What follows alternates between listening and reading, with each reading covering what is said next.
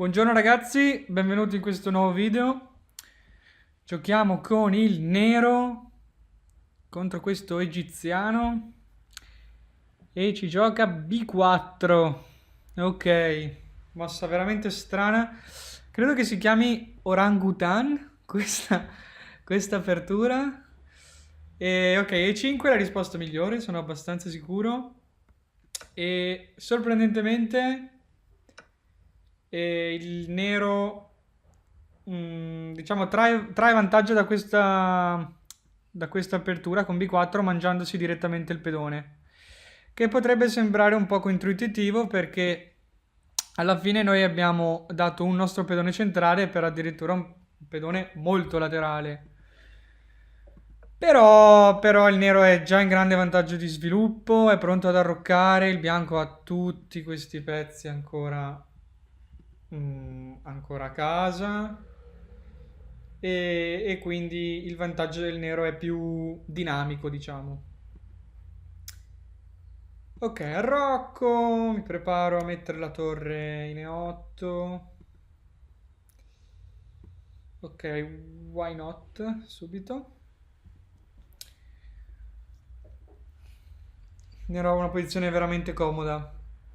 Ok, niente di incredibile, però ho già quasi finito lo sviluppo. E poi lui fa anche un po' fatica a spingere questo pedone con le varie minacce che ci sono. Prendiamoci anche il centro. Ok, siamo arrivati a una posizione tutto sommato abbastanza normale.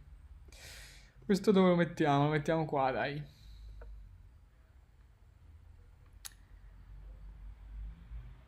Ma ha dei problemi lui nello sviluppo comunque. È anche vero che comunque, come già detto, lui ha ottenuto il fatto che ha questi due forti pedoni al centro. Cioè, forti proprio no, però sono al centro. Questa inchiodatura è abbastanza fastidiosa. Boh. Dovrei sapere cosa fare in questa posizione, però non ne ho idea. Beh, intanto schiodiamoci. Ok, quando c'è questa inchiodatura, io vorrei potenzialmente mettere un cavallo qua. Quindi mi schiodo così e lo faccio in D6 e non in D7, per esempio, perché sennò mi mangia qua, mi rovina un po' l'arrocco. E lui gioca questa per minacciarmi questo. Ma è così grave? No. No, perché spesso quando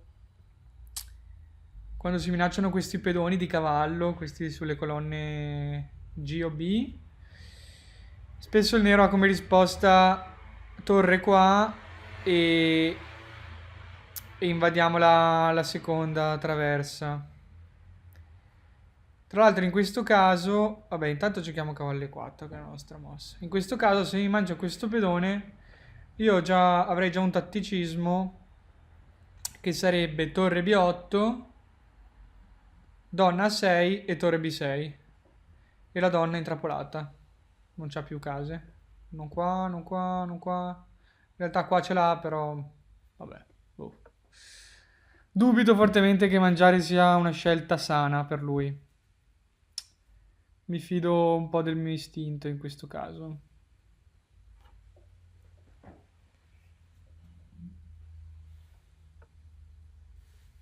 Ok, è riuscito a sviluppare quel cavallo in una posizione brutta, sicuramente. Quindi tutto sommato siamo contenti.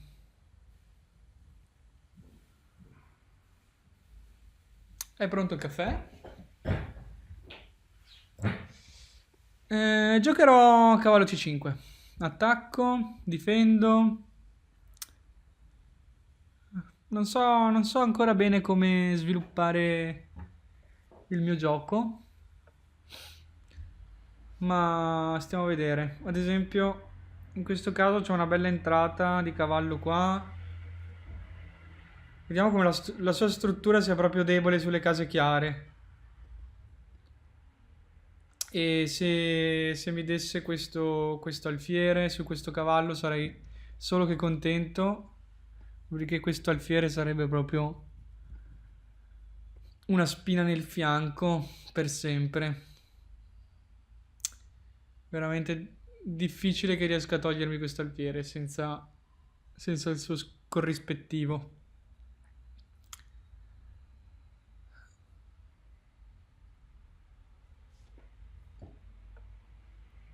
Ok, cavallo B5.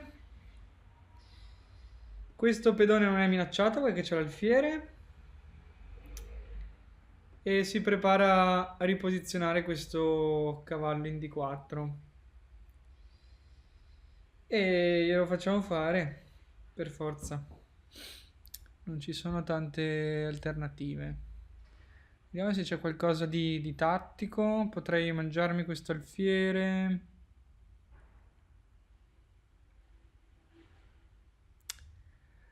Tendenzialmente vorrei tenerlo, questo cavallo in D3, però... Boh, dai, mangiamo qua.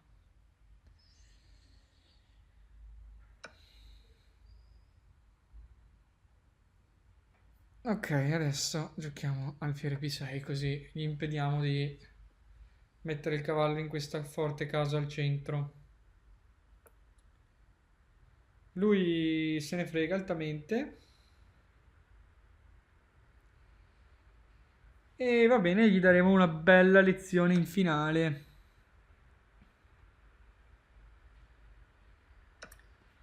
Ok, ora da notare che la posizione è quasi simmetrica, soltanto che i pedoni del bianco fanno veramente vomitare. E non credo che in questo finale abbia qualche chance il bianco. Per esempio potremmo attaccarglieli tutti subito, mettendo in evidenza il fatto che sono veramente deboli. Donna B3. Ok, adesso sto attaccando questo. Beh, difendiamo tutto così. Questo qua è ancora minacciato, questo qua è minacciato. Mentre i miei pedoni sono totalmente sani.